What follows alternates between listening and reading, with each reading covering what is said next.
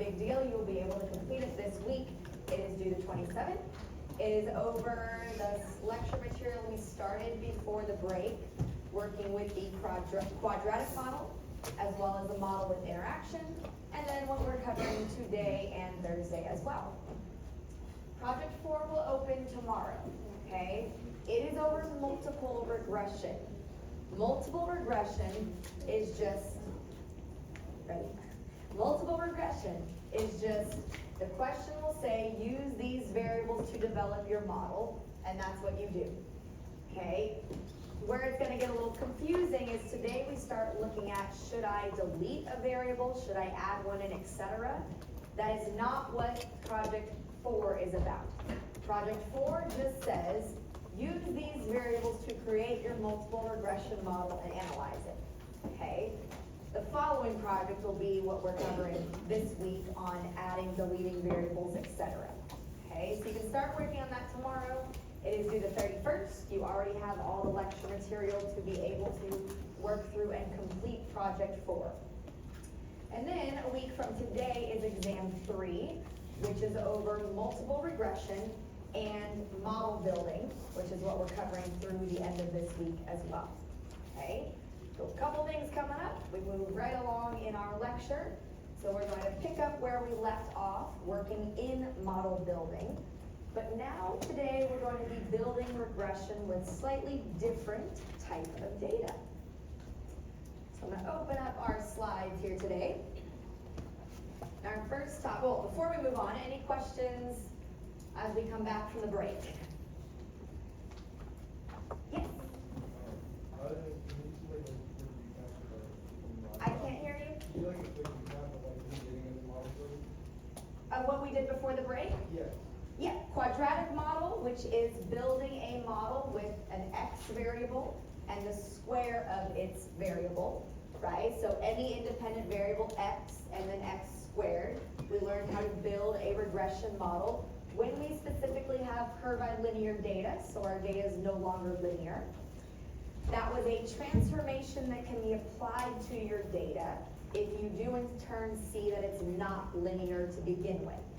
As we saw, there were other transformations that can be applied via Tukey's ladder. You could continue moving up the ladder or down the ladder, or even transform your dependent variable as well. Then we looked at a second case, which was adding an interaction term into our model, where if we notice that two independent variables interact or depend on each other, we have to account for that within the multiple regression model that we're building. So we add an additional term of x1 times x2, or x1 times x3, and so on. See if that interaction term is significant. That means that it did need to be included in the model. So those are the two models that we talked about before the break. And today we're going to move into a third type of regression that we might be interested in running that involves the use of indicator or dummy variables. That is the same name, so you'll hear them either called indicator or dummy variables. I prefer the name indicator, but whatever, that's what they call it. When we're going to create these variables is with the goal of being able to analyze qualitative data. Now, qualitative, we know, also means categorical. Up until this point, over the last weeks, months that we've been lecturing over regression as a whole, we've only used quantitative data. Both are dependent and all of our independent variables were numerical or quantitative. But as we know about data in general, it might also be categorical, meaning the variable describes categories. Okay, so say a variable of interest is brand of computer. You as a surveyor writes down what brand of computer everyone is using.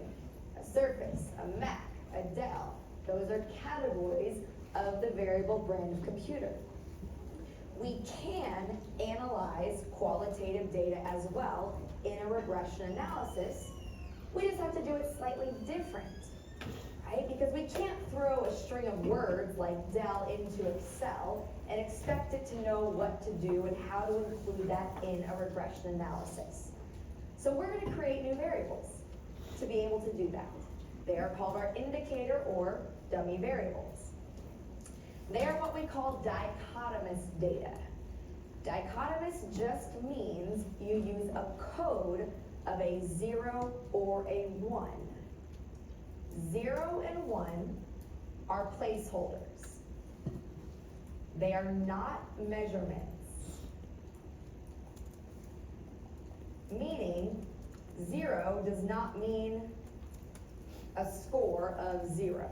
1 does not mean a score of 1. It is just a placeholder.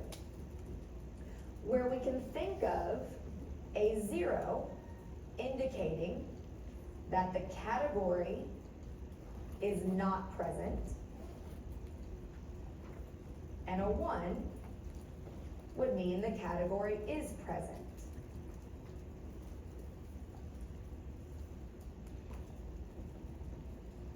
And we're going to see what this really means in applied case in the next slide. When and how we are actually going to assign a 0 or a 1 to a specific category of that variable. But it doesn't only mean that we have 2 categories available, right? It's not a restriction that says your variable can only have 2 categories and they can only be a 0 or 1. You could have multiple categories, 3, 4, 5, etc. But this list doesn't continue to grow to 2, 3, and 4 because then you are kind of imposing a weight on that measurement. When we identify these indicator variables in a study, or we actually create them in Excel, so we'll get to do this kind of by hand to see how we place those as placeholders, we will end up creating several different variables. Okay, if we have multiple categories, we need to create several new indicator variables to be able to code those categories as either a 0 or a 1. So the question then becomes, well, how many variables do we need to create? Right? Well, it's based on how many categories you have. Let's say capital C represents the number of categories that we have for that particular qualitative variable. Then it says you need to create C minus 1 indicator variables in your study. Okay, so let's take a qualitative variable. Let's show this in action. Let's say that our variable of interest is geographic location, which means the categories of this qualitative variable, in my study that I'm making up, could be north, south, east, and west.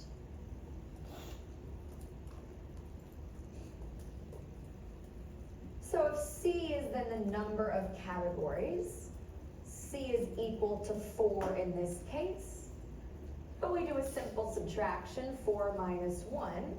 So this will tell us that we need to create 3 indicator variables in our study.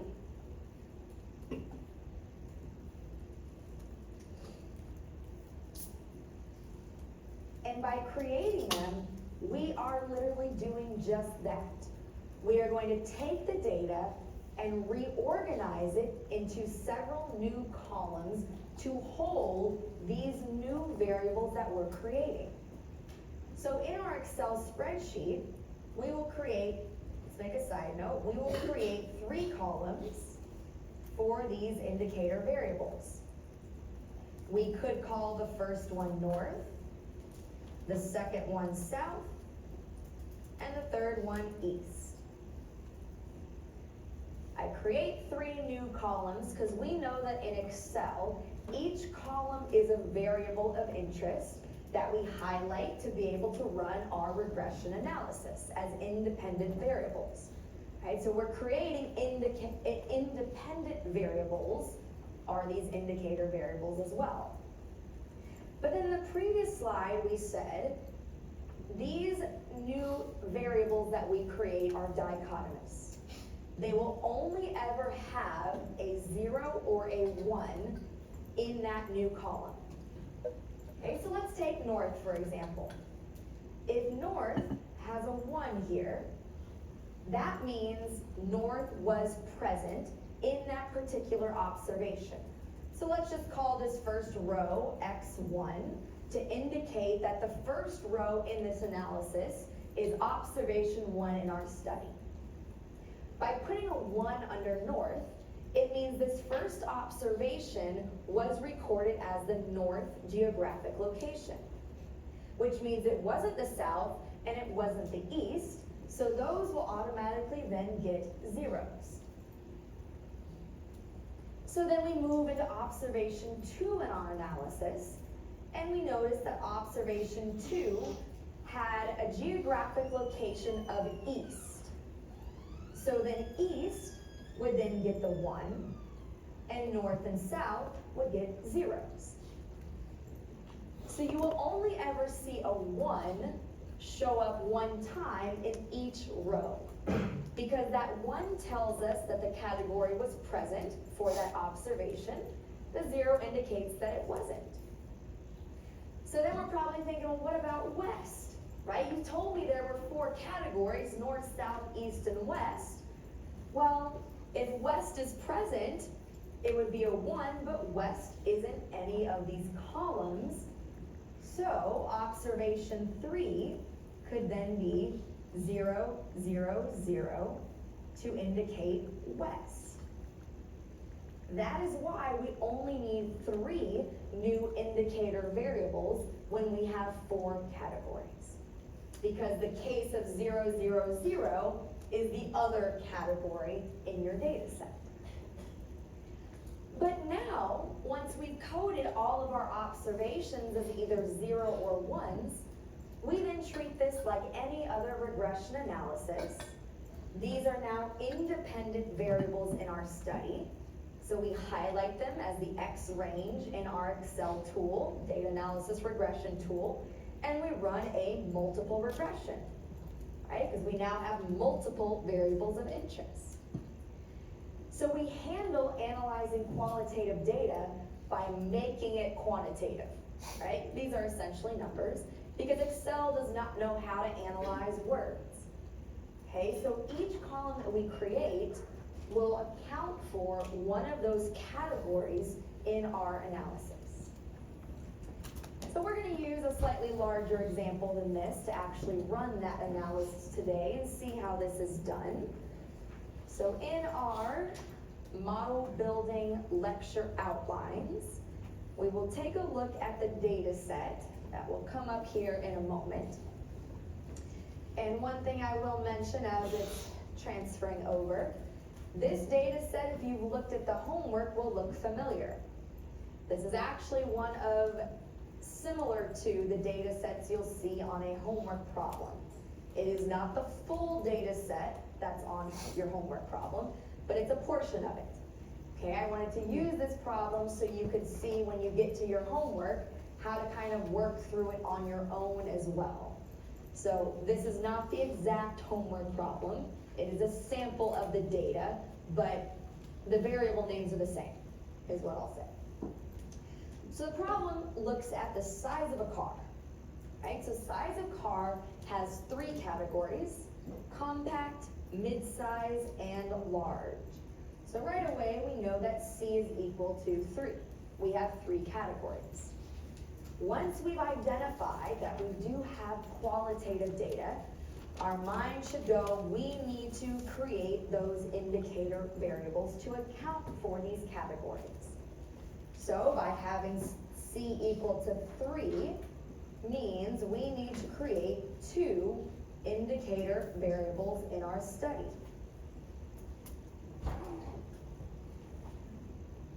Then it says, can the car size predict the fuel efficiency rating for highway driving in terms of miles per gallon? Well, there's that word predict that we're very familiar with in regression.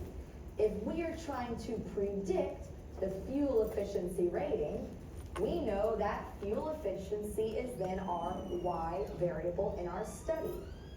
So highway miles per gallon becomes our dependent variable because that is what we're trying to predict. And we're only trying to predict it based on the size of the car.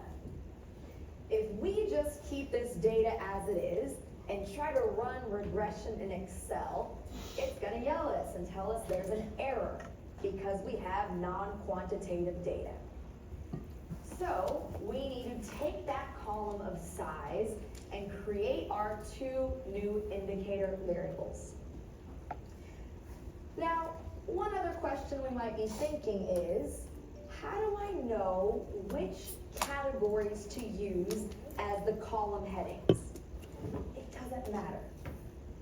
Okay, it doesn't matter because we're only going to use two of them. We could have used the other two because remember the third one is handled by the 0, 0, 0, right? Or 0, 0 in this case. Okay, so I'm just going to use whatever comes first. Doesn't matter. My next column is going to be compact, and then I will create a mid-size. Just because that's the way they list them in the data. There's no rhyme or reason to that. You could do mid-size and large. You could do compact and large. It doesn't matter, okay? We will still get the same results when running our regression analysis. So let's make a couple of notes before we turn over to Excel to kind of talk about what we're going to do here to be able to run that regression. So in Excel, the first thing will be to create two new columns. And the ones that we are going to create are compact and mid-size.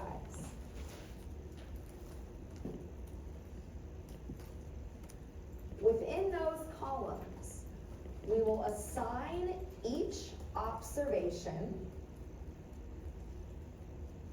a 0 or a 1. And as we said before, 0 indicates that the category is not present, and a 1 indicates that the category is present, meaning that observation contained that category. And then step 3, we will run a regression, or let's be more specific, a multiple regression using the regression tool in our data analysis toolpath. There is no specific tool for categorical data. We are still just using regression like we've been doing for simple regression and multiple regression. Okay, so nothing new here. I'm going to transfer over to Excel. Oh, it went quickly today. We'll take a look at our data. Okay, so far I've done nothing to the data except copy and paste it over from the document. I have got a variable of size, and then I have my highway miles per gallon, which is my dependent variable. Step 1 was to create our two new columns. So compact and mid-size are my two new columns. Let me go ahead and make it a little bigger here. There we go. Okay, there's a lot of different ways to do this. If you are fancy with Excel and you want to make if-then statements, that's a great way to do it. But you don't have to do anything fancy. You can go one by one, maybe copy and paste, and say, in the compact column, if compact is present, I put a 1. Right? If it's not present, if it is a compact, that means it's not mid-size, so mid-size would automatically get a 0. So anywhere in my data where I see a compact car, I can copy over the dichotomous codes of 1 or 0. 1 indicating it was a compact car, 0 indicating it was not a mid-size car. In the second grouping here, we see that these observations are mid-size, which means they're not compact, so they get a 0 for the compact column, but they are mid-size, so they get a 1 in the mid-size column. I copy and paste this down for all of the observations that are mid-size. Next, we come across our large. Large is not one of the column names, meaning we just put 0, 0 for all of the large cars in this study. Oops, missed a few. There we go. Oh, keeps going. All right. So all of our large cars are 0, 0. Now, in order to do this, obviously, compact, mid-size, and large all had to be in order. Okay, if they weren't, sort your data by the column name of size before you enter your ones and zeros. That way you're not going 1 by 1, 1, 0, 0, 1, 0, 0, 0, 0, 1, 0, right? That would take a while. Okay, so using the sort function, as we know how to do, might be something you want to apply on that qualitative variable before coding as a 0 or 1. Okay, but if you know Excel well and you want to create something fancy to do that, you're more than welcome to play around with it and do so. This is the most straightforward way to create those two new indicator variables. Right? Those now become my X's of my study. I'm not going to use size anymore. Basically, I've replaced this column. I don't need it anymore at this point. Once I have my 2 new variables, this one's done. So now we're just going to use these 3 variables to run our regression.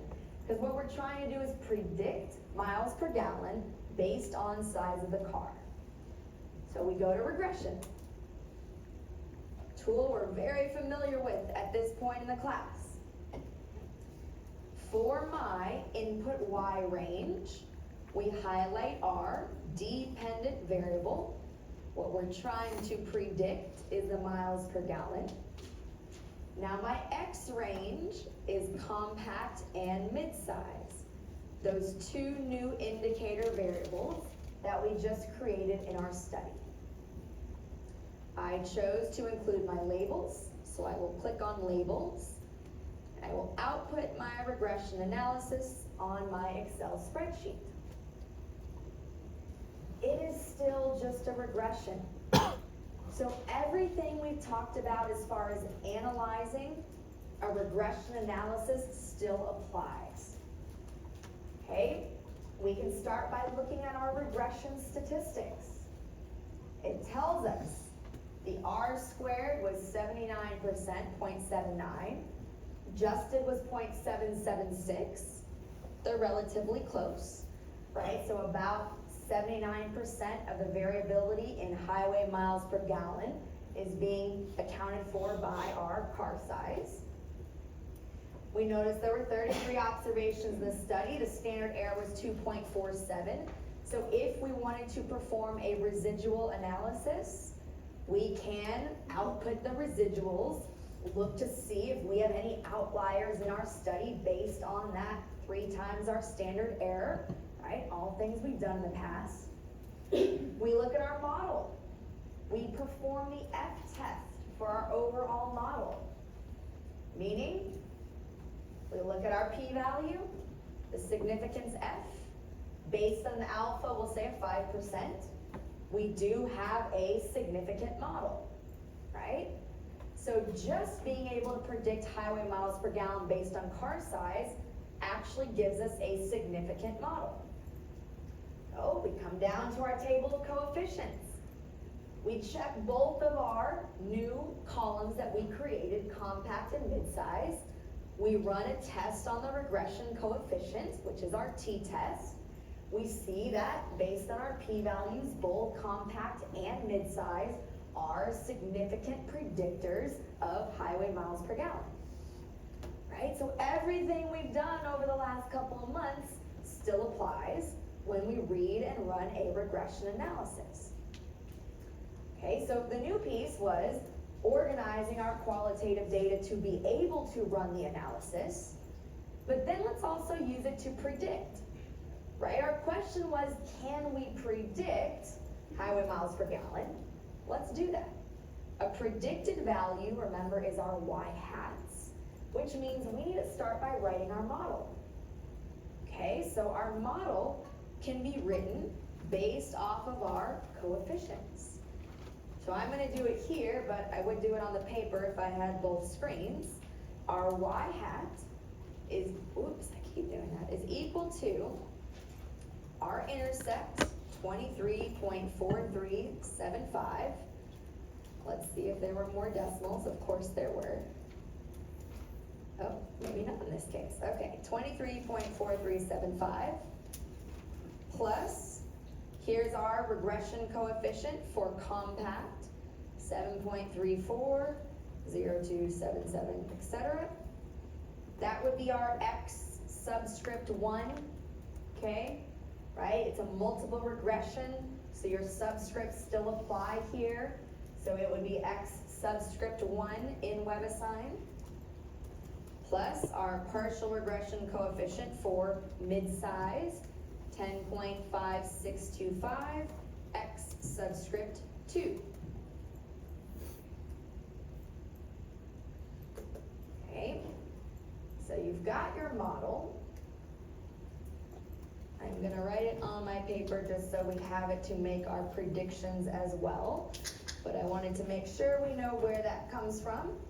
After many weeks of looking at regression, that should be kind of straightforward at this point, hopefully. So we've got our multiple regression model based on our size of our car. Okay, so then let's go ahead and add a question here. Or let's just say we'll predict the miles per gallon for compact cars.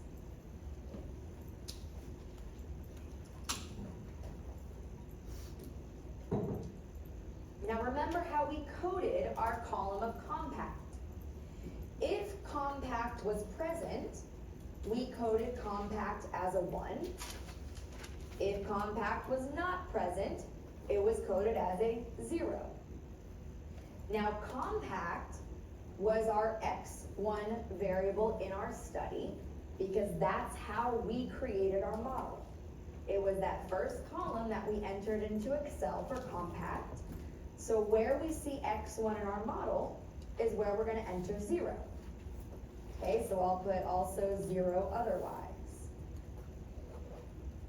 When we make a prediction, we use our model that we just created, and for x1, we are going to plug in a 1, but for x2, we're going to plug in 0, right? Because our x2 variable was mid-size, and right now we're just predicting the compact cars, so mid-size then becomes 0. And if we do the math on that, I will use Excel to do so quickly here.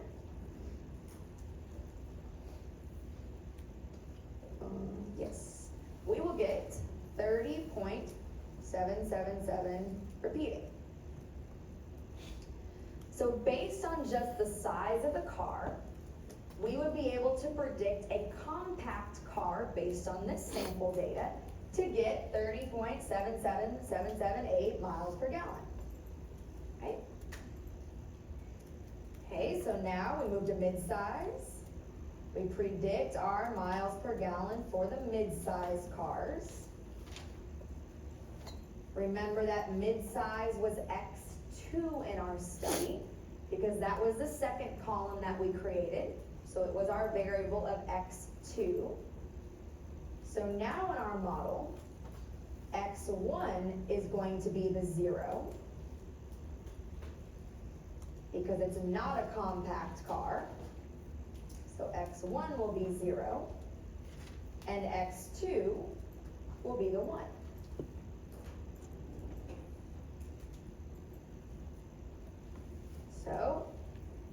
We perform our algebra, and we see that mid-sized cars are predicted to have to receive 34 miles per gallon, based on this analysis. And last but not least, we can then predict miles per gallon for our large-sized cars. Well, large cars were not compact, and they were not mid-size. It was our extra category, which means we will plug in zeros for both X1 and X2. So really that last category just becomes your intercept, because that's all that's left if you just are analyzing qualitative data. So the y hat here, 7.3, is just the intercept of 23.4375. Now that doesn't mean your data can only be qualitative. Okay, we could have had another column of maybe the weight of the car, which would be quantitative, right? So we could have had a quantitative X variable and a qualitative X variable as well. I just use qualitative in this case so we could see how to apply it in the sense that we need to be creating these new variables for each category, well, C-1. Question? Is there a situation where multiple categories are present or not? We did here, we had 3. Like, let's say 2 categories can be present instead. No, because they can only be 0 or 1, right? 0 means it's not that category, 1 means it is. Unless you had a second qualitative variable, right?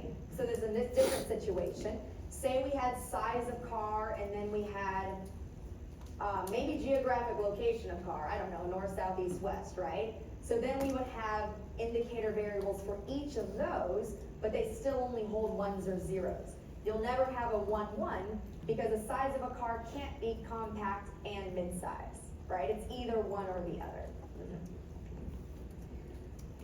Okay, so analyzing qualitative data. If you're interested in this kind of regression, there are entire books dedicated to just analyzing qualitative data. Very interesting. But this is how we would account for them in a multiple regression model. Any questions?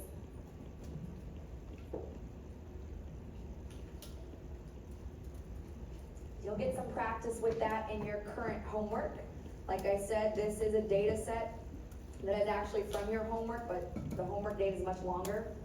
So you can use this example as a guide to kind of work through that problem and then base the other problems off of that to reorganize your data and work through the analysis as well. Okay, so the next piece, what we're going to start getting into second half of today and on Thursday are what we call selection procedures. Let me just transfer over, and then before we actually start lecturing, I want to mention a couple of things about selection procedures.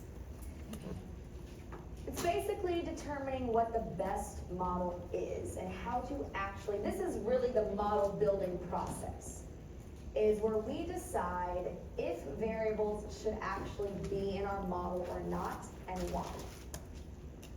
This is a very lengthy process. Unfortunately, Excel does not do it for us. I wish it did, but it doesn't. Some or most, all statistical software programs do. Any of the advanced statistical software that you use in research will do these procedures for you. Excel does not, which means we have to manually use Excel to do it, meaning a lot of organizing of data, okay?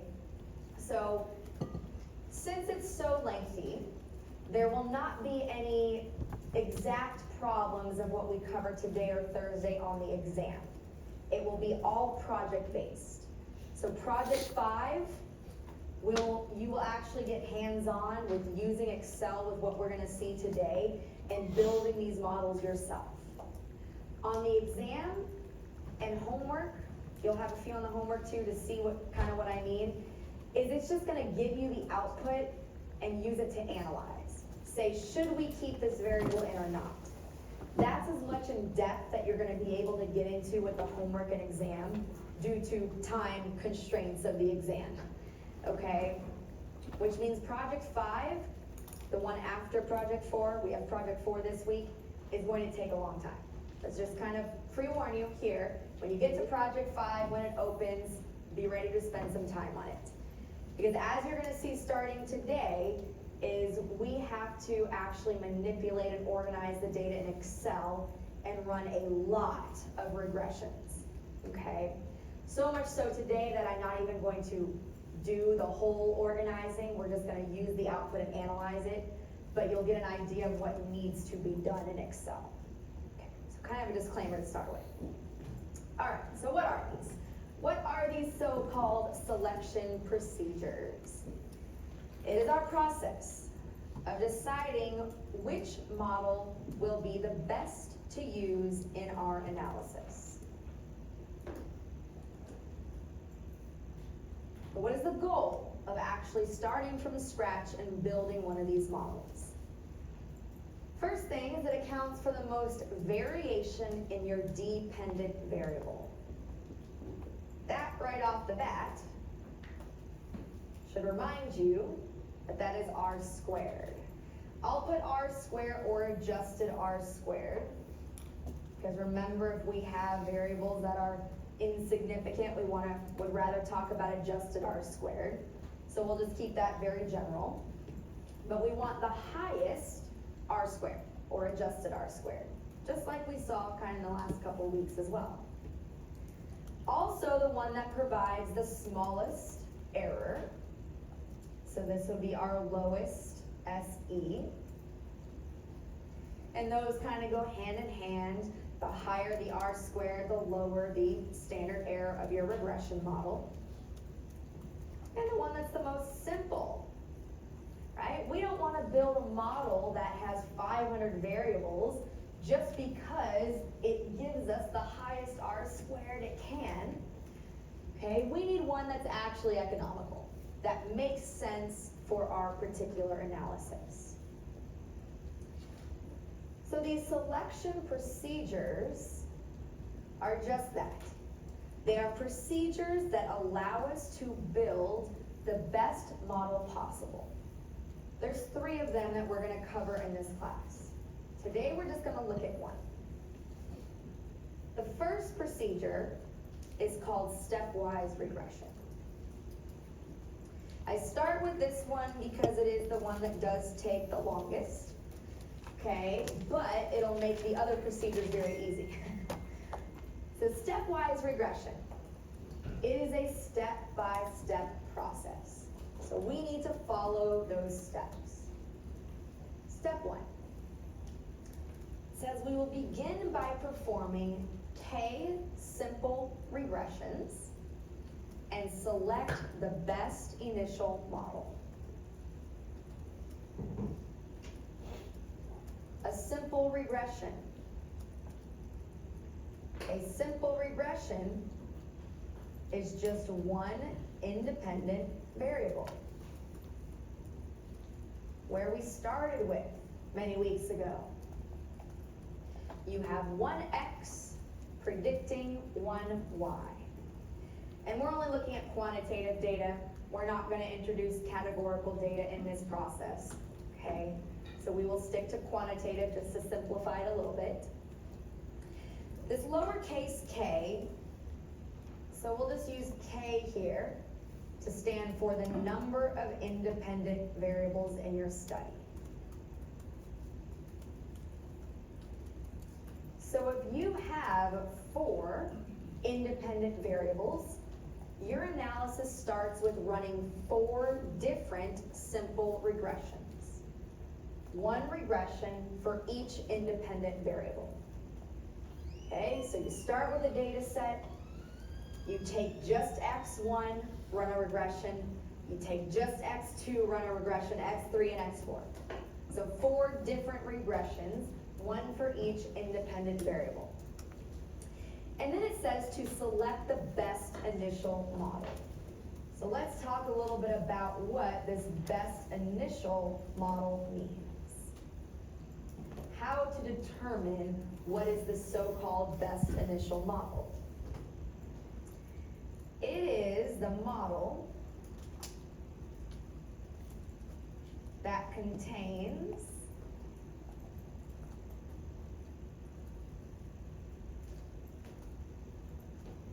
the, and I'll put 2 kind of disclaimers here, the model that contains the largest absolute value of the t-stat. Remember, our t-stats, the t-tests, are the tests run on just that independent variable, right? So the largest t-stat is associated with the smallest p-value. So you can look at one or the other because they will give you the same results. Why? Not sure if we discussed this so far, but let's kind of put things together here. The t-distribution is our normal bell-shaped symmetric curve, right? And let's kind of make this on a large scale here. Since it's a 2-tailed test, let's say that we had a test statistic of, I don't know, +1. Well, the area associated with a +1 is the total area in both tails, right? So if my t-stat was a 1, the p-value would be calculated based on that test statistic of a 1. And then, if we had a t-stat of a 5, it moves further out to the tails. So the area gets smaller, right? So the larger your t-stat is, the smaller the p-value is going to be. So it doesn't matter really which one you look at. Okay, they're just 2 criteria that will give you the same result. Either choose to just look at the largest t-stat and compare them, absolute value to compare them, or the smallest p-value. You can choose.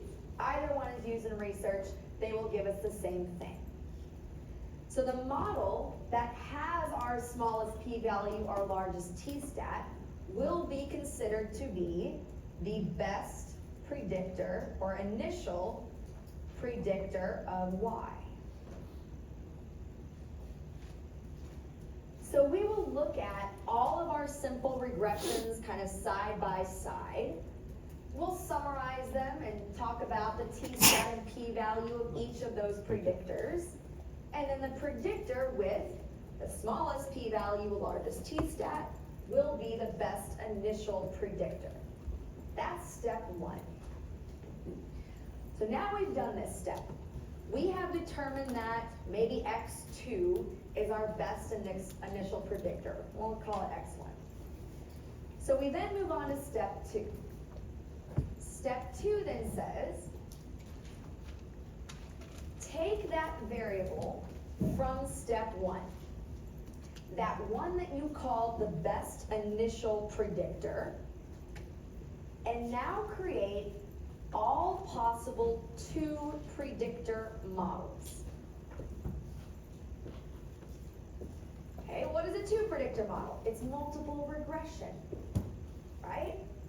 It is multiple regression at that point.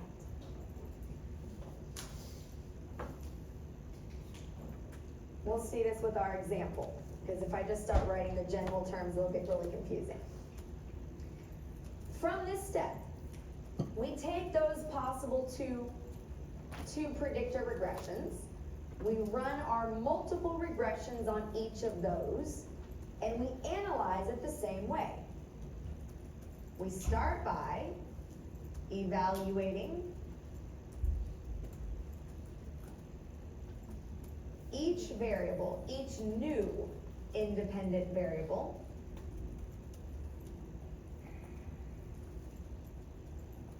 okay? So every new variable that was added into our model, we look at that, we evaluate it, meaning we once again choose the new variable with the largest t-stat, so largest absolute value of the t-stat, or smallest p-value.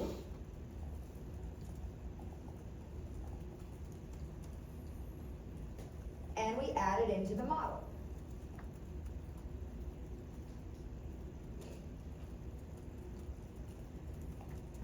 So in each step, we're adding a new variable in.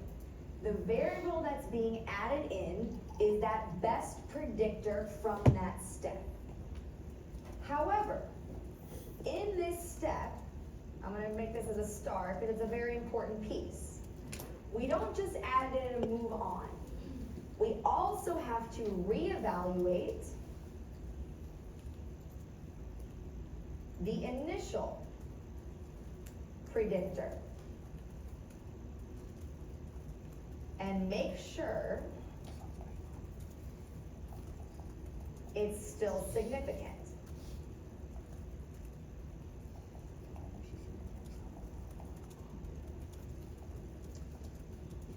So not only will we look for the best predictor in this step, we also have to make sure that initial predictor was still significant. If it's not, we drop it from the model.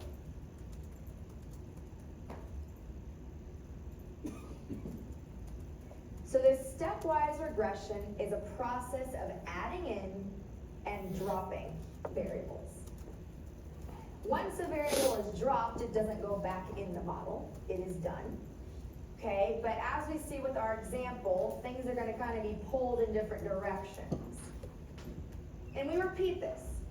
Okay, so there could actually be many, many steps, but you repeat this second step of adding in the best predictor or dropping the previous one if it was no longer significant until the model contains all significant independent variables. So in this step, no more variables will be added in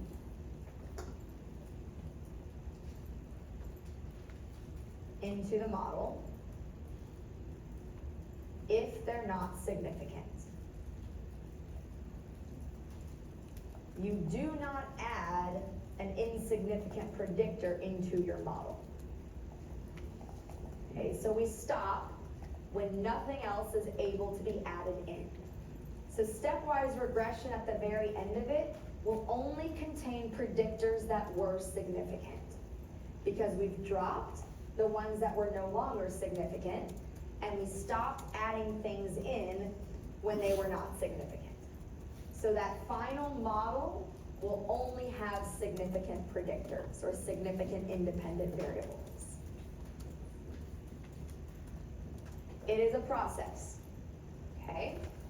You are basically organizing data and running regressions through the process. To do so, we're going to use a couple of data sets that I put on Blackboard this morning. Let me show you where those are at here. They're not on your lecture outlines, because I wasn't sure which ones I wanted to use till this morning. Okay, but under part 3, oh, we're not there yet. Hold on, once it switches over.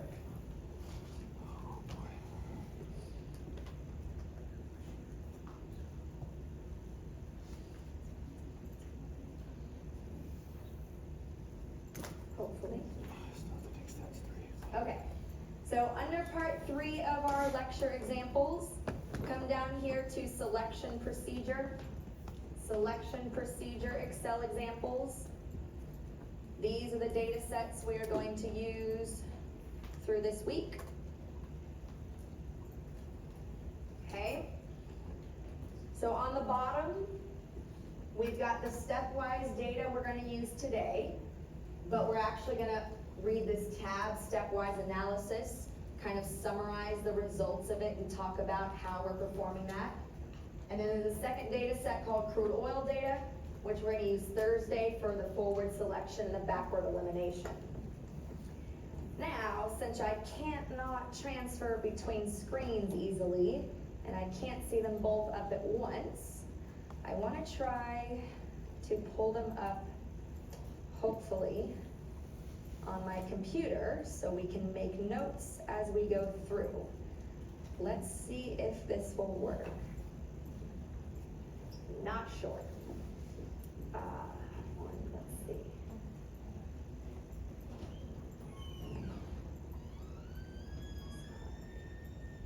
No, it will not work. Okay.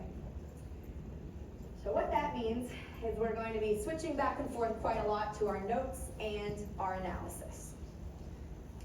All right, let's take a look at the data first. I've named them so it's a Y, an X1 through X4, just to simplify it in class so that we can follow it a little bit easier with these numbers. Okay, on your project, you're going to be working with those databases in your Excel database sheet that you use for all projects. So you'll actually have variable names there. For today, we're just going to call them X1, 2, 3, and 4 to predict Y. So let me come on over to this stepwise analysis. Okay, I have a note here that we are going to use alpha for 0.1 for today's analysis. We're used to using 0.05, so make this a note on your paper, alpha equal to 0.1.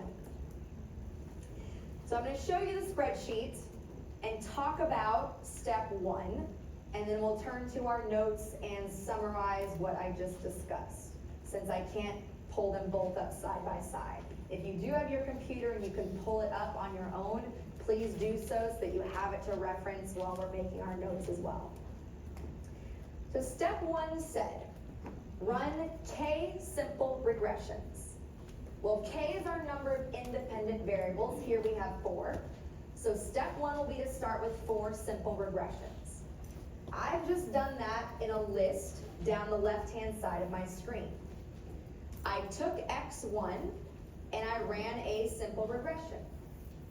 Separately, I took X2 and ran its own simple regression, X3 and X4.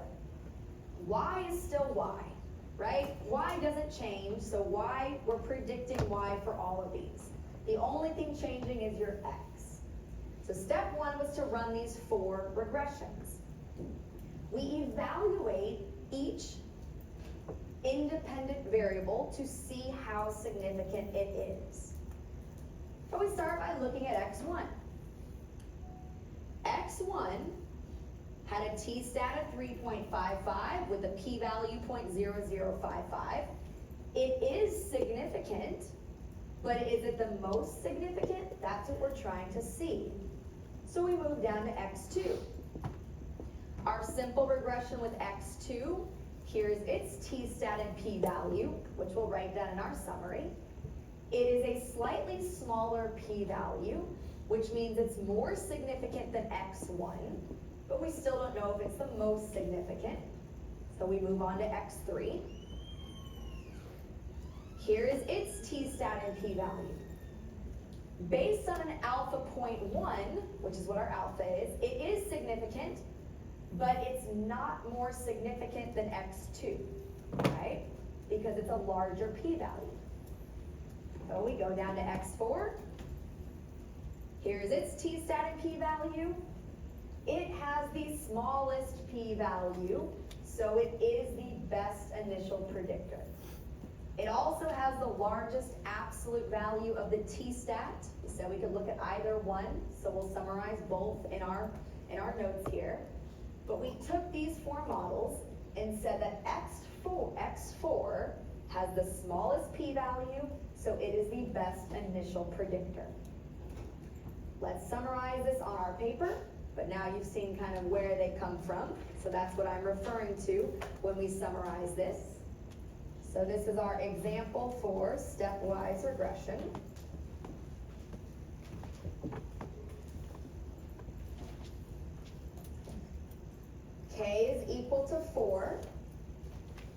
So step one, we are going to create, or we did create, 4 simple regressions.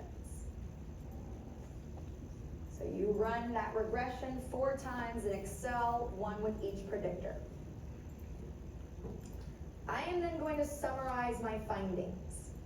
I am going to do so in a table, just so I have it all in one place. Here are my 4 predictors. What I'm going to summarize is my t-stat and my p-value. So that's just taking the output that I just previously showed you and looking at the t-stat and p-value from each one of those simple regressions. I'm not going to use all decimal places just for purpose of time, okay? But I am writing down what we saw from the Excel document. That first simple regression gave us a t-stat of 3.55, p-value 0.00455. X2 gave us a t-stat and a p-value. X3, t-stat and p-value. And X4, t-stat and p-value.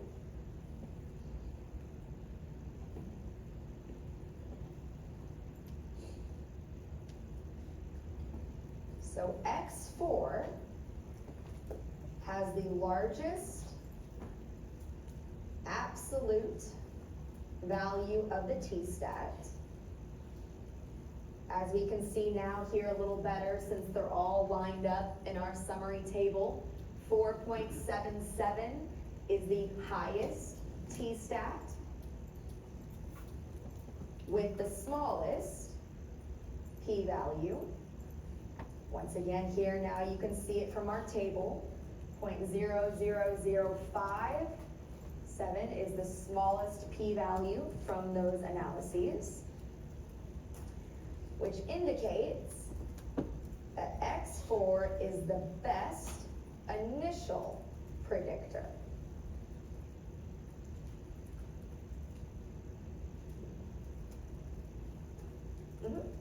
How is X4 the highest if it's negative?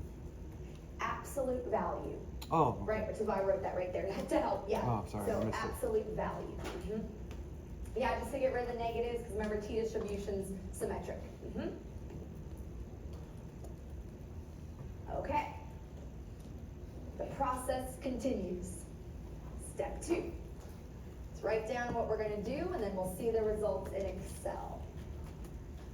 So now we will create all 2 predictor models with X4 as one of the predictors in each model.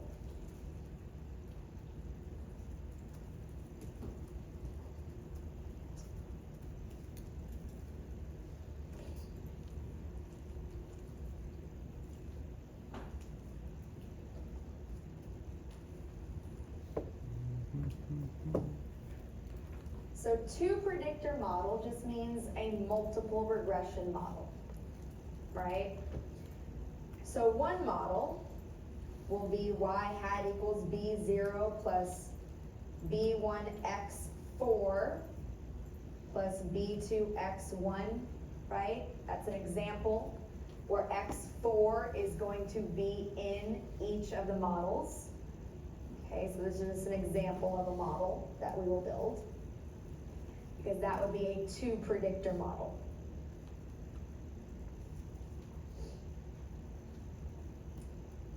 So I'm going to say X4 is in the model. So in my summary table, I'm now going to write down and analyze the new predictor, right? Because that was the next piece of step 2, is to say, once you've built these 2 predictor models, what does the new predictor bring to the model, right, is essentially what we're saying. So we want to choose the model that has the next best predictor added in along with x4. So my new predictors are just x1, x2, and x3 because x4 is already in the model, right? And again, I will summarize it the same way. I will write down my t-stat and my p-value for each new predictor.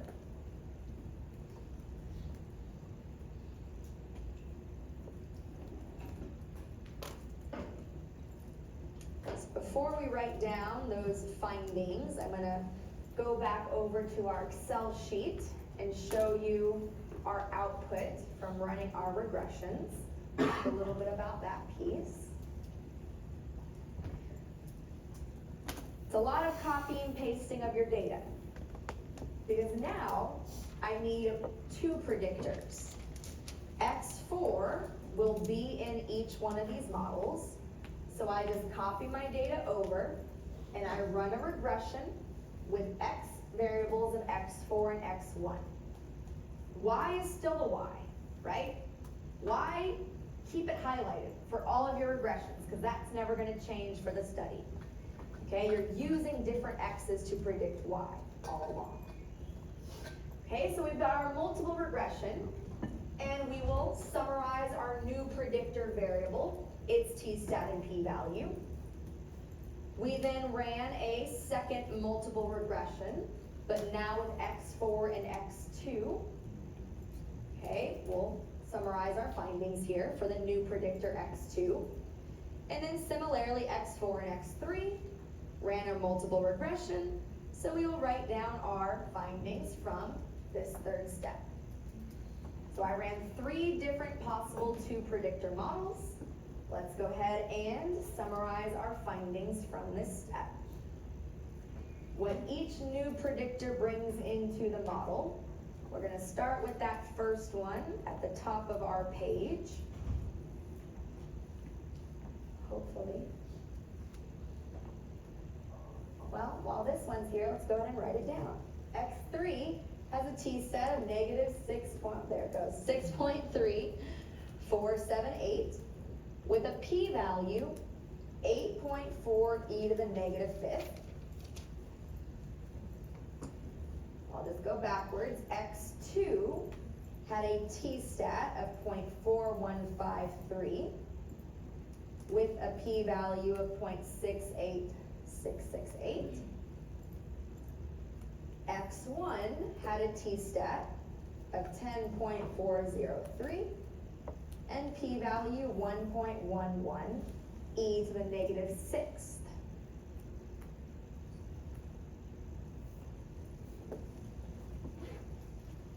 Okay, so our findings here is X1 has the largest absolute value of the t-stat because it is 10 with the smallest p-value. Remember scientific notation, e to the negative 6th will move the decimal more times than e to the negative 5th, which is why that first one is a smaller p-value. So this tells us X1 is the next best predictor and will be added into the model.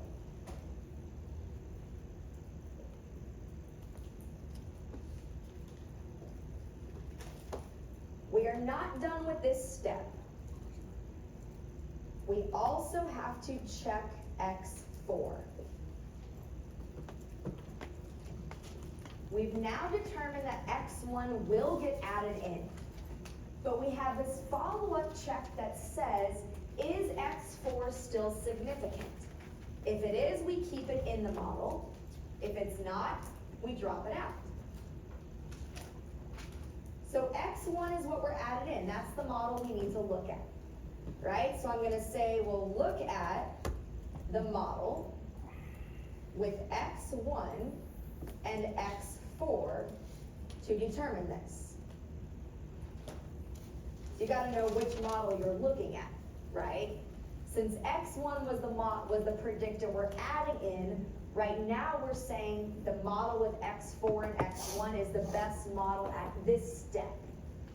So the model with x1 and x4 is what we're going to take a look at to see if x4 is still as significant. So we take a look at our Excel spreadsheet. If you have it on your computer, scroll back up to that first model that we looked at, the one with x1 and x4. Here it is. Here is x4, highlighted red. Is x4 still significant in this model? Yes. Small p-value, right? So we say yes it is.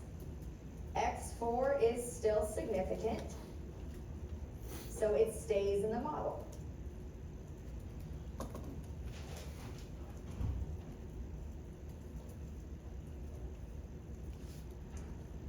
Step-by-step process. We move on to step 3. Okay. Step 3 says, we will now create all 3 predictor models with x4 and x1 as 2 of the predictors in each model.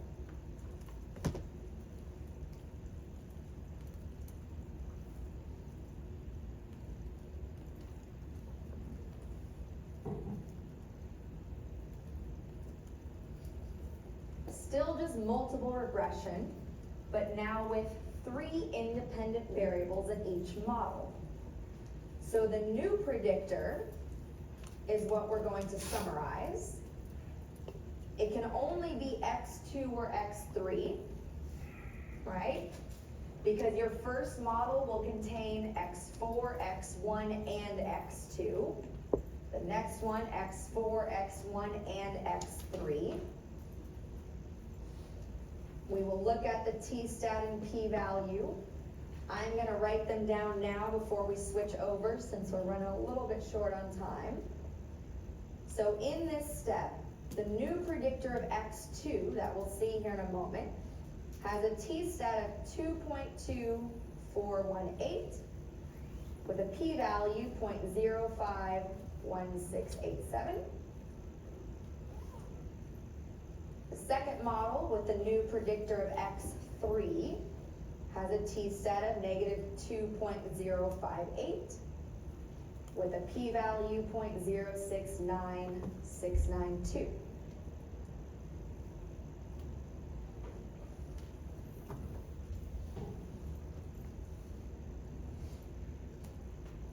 Alpha is 0.1, right? So which of these is the next best predictor? x2, right? It has a smaller p-value than x3. So x2 is the next best predictor. But we have to go into that model and check x4 and x1 for significance.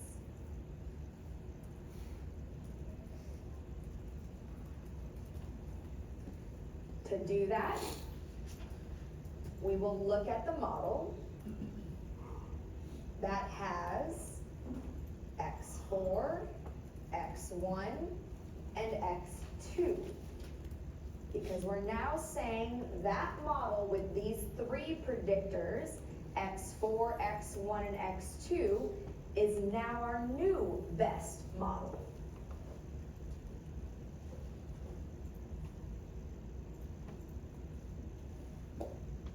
Let's go look at Excel.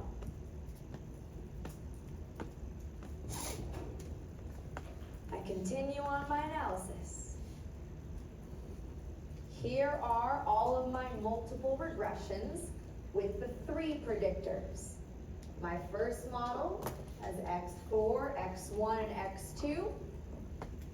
My second model has x4, x1, and x3 as the predictors. Okay, we've already written down our new predictor t-stat and p-values and determined that xt is the next best predictor. So now we're looking at x4 and x1. Look what happens. x4 has a p-value of 0.2. It is no longer significant. x4 will be removed or dropped from our model for our next step. x1 will stay in because x1 is still significant. Let's write that down. So we're checking these two predictors. Oh no. There we go. x1 is still significant, so it stays in the model. x4 is no longer significant because the p-value is 0.2054. So x4 will be dropped.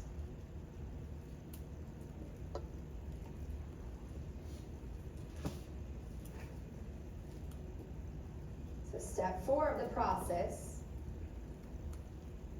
is then to create our, I'm just gonna say regression models. They would actually be 3 predictors again with x1 and x2 in the model. Because x4 was dropped, we don't need to use it again. So this model that we're creating is a model with x1, x2, and x3.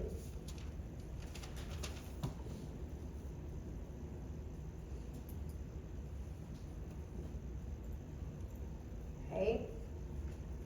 The results, I'm just going to write out. Our new predictor was x3. It had a t-stat. When you run it, if you look at the Excel document, it has a t-stat of 1.35 with a p-value of 0.20889.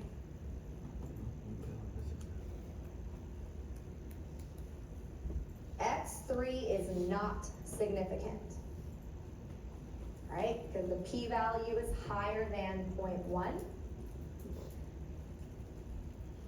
Since x3 is not significant, it does not get added into the model.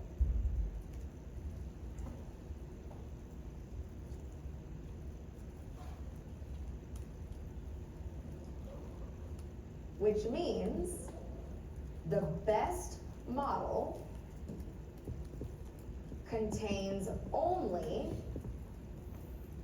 x1 and x2 as predictors.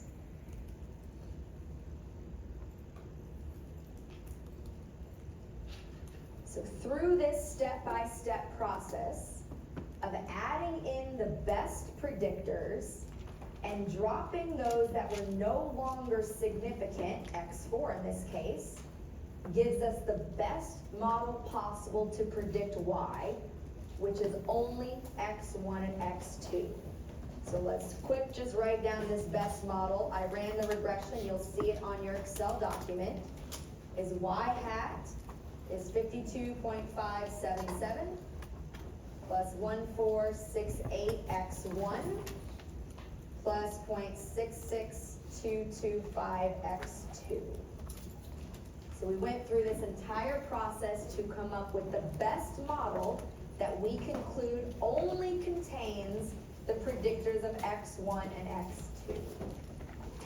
You will get practice on project 5 in a couple of weeks.